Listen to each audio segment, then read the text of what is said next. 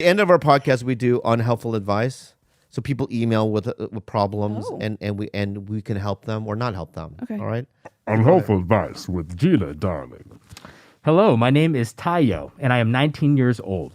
I've been kicked out of my house by my Korean dad 2 weeks ago after having several fights, most of which were resolved through violence. Oh. And after spending a few days homeless, my friend's family let me stay at their house. I can't see myself forgiving him anytime soon. I plan on not talking to him in a very long time.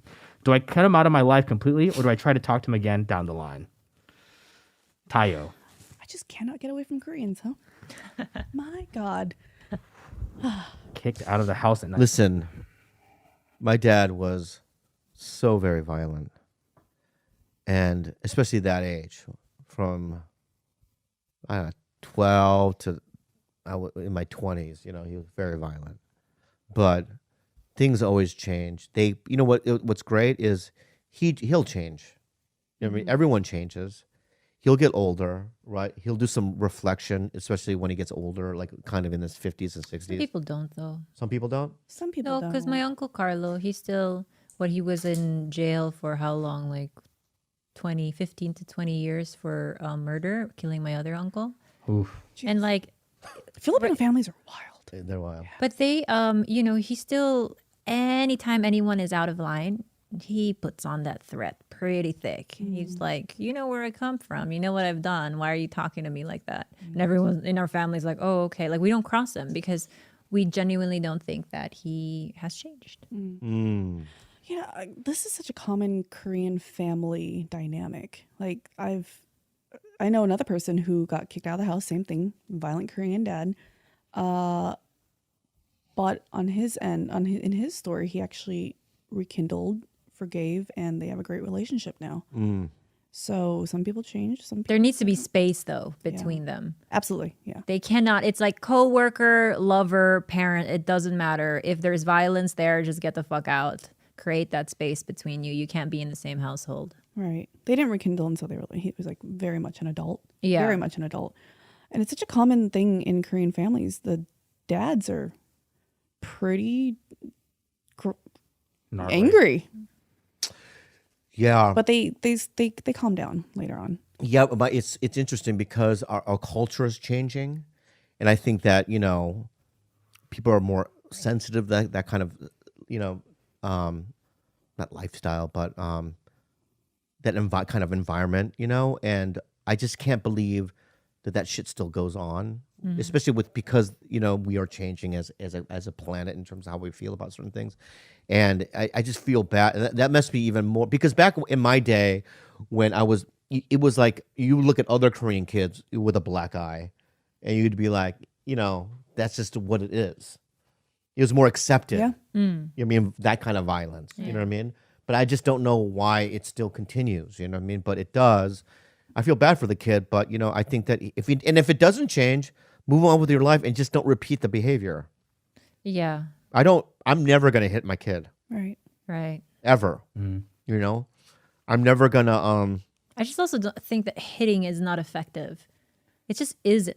Like, there's no amount of, like, my parents obviously, like, my mom hit me a lot and stuff, but it didn't change any bad behavior she thought I was having. It made you hide it better.